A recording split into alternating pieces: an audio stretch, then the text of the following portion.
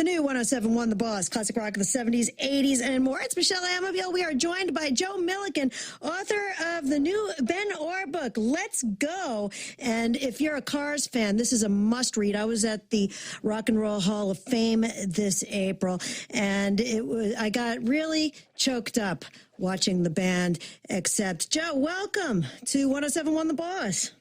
So glad to be here, Michelle. Thanks for having me. I was at the Rock and Roll Hall of Fame ceremony myself.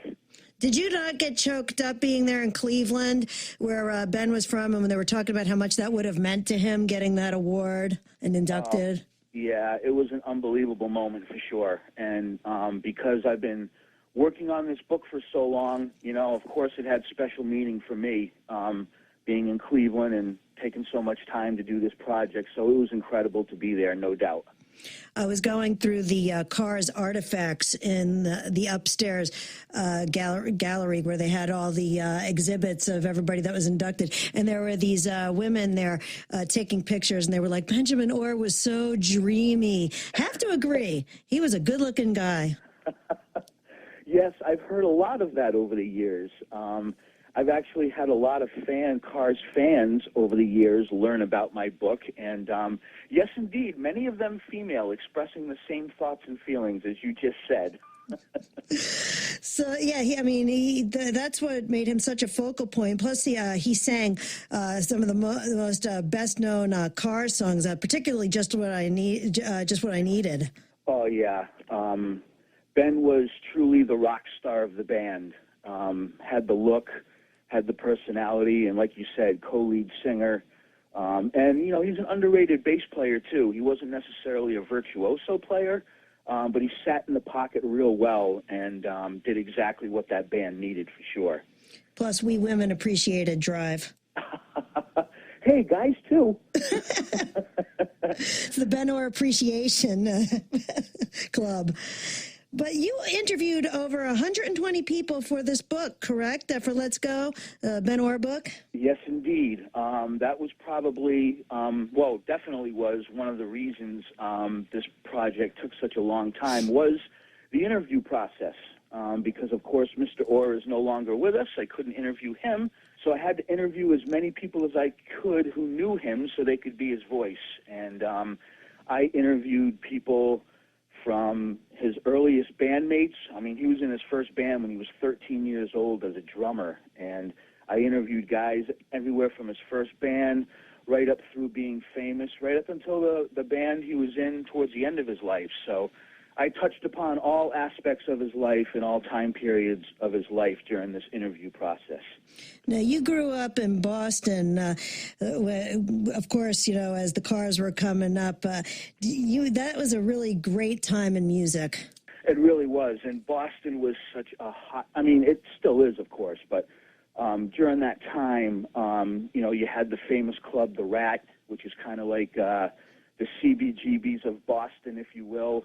And there were a lot of recording studios. And even though Boston is a major city, it's still not a huge city. So the music community is really close there.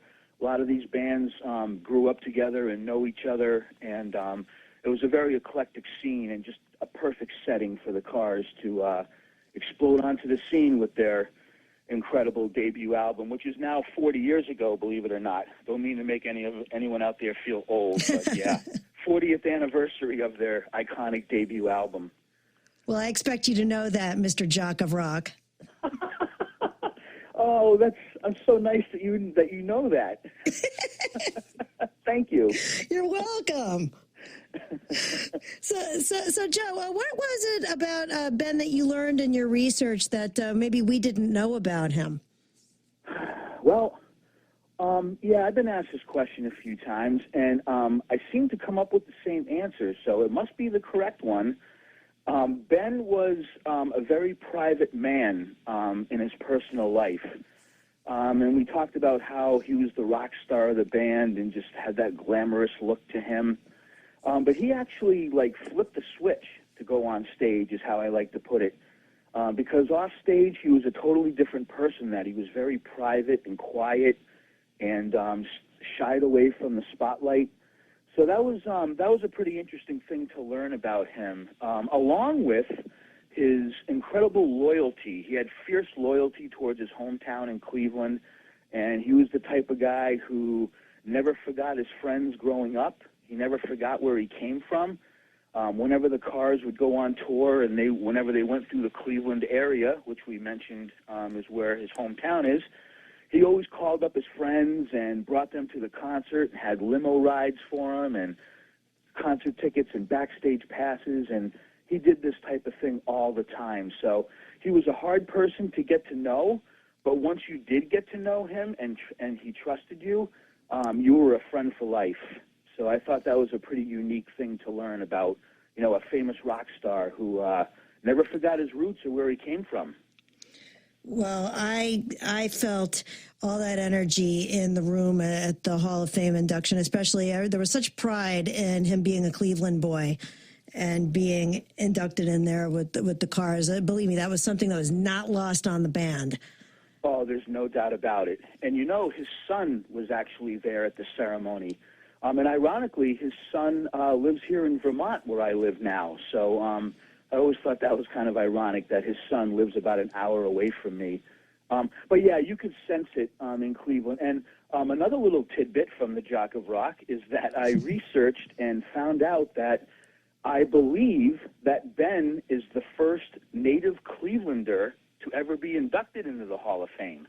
That is crazy. Yeah, there's a couple of Ohio-born musicians, such as Chrissie Hynde of the Pretenders, for one, but nobody from Cleveland. So I do believe that Ben is the first rocker from the home of the Rock and Roll Hall of Fame to ever be inducted. So I think that was just an added little special thing for sure. Cleveland rocks. Ohio. Yes, indeed. It's a great city. I'd never been there before. I spent a total of 5 days there for the ceremony and for promoting my book a little bit. Did a TV interview on local Cleveland TV, did a couple of radio interviews, and the response that I and my PR coordinator, Donna, received when we were there was just incredible. I mean, I had a couple of strangers walking up to me and just, "You wrote the book about Ben Orr," and giving me a hug like they've known me all their lives. It was it was a pretty amazing experience for sure. Well, it's wonderful that you're giving Ben his due in print. And the book is coming out. It'll be out on November 11th, which we picked that date specifically. Another quick tidbit about Ben. In his early life, before he shortened his name to Orr, his last name is really Orzechowski, which isn't exactly a rock and roll name. So when he was young, his friends used to call him Benny 11 Letters. So 11/11 is the date that the book will be coming out in honor of Benny 11 Letters. Oh, that is so cool. Yeah. It's available. It'll be available on Rowman and Littlefield. It's actually available for pre-order now. You can go to the publisher's website, or I've created a website for the book that tells you a little bit about the book and has some photos there. And you can also order it on that website. It's really simple, benorbook.com. And that's easy. Joe Milliken, thank you so much for joining us at 107.1 The Boss. It's always a pleasure to talk to the Jock of Rock. Again, thank you so much for having me, and thanks to the Boss and all the listeners. And go out and buy my book. I guarantee you'll love it if you're a Cars fan. Sure. Boss listeners are Cars fans, believe me. Thanks so much, Michelle. You're welcome, Joe. Rock on. Rock on. Take care.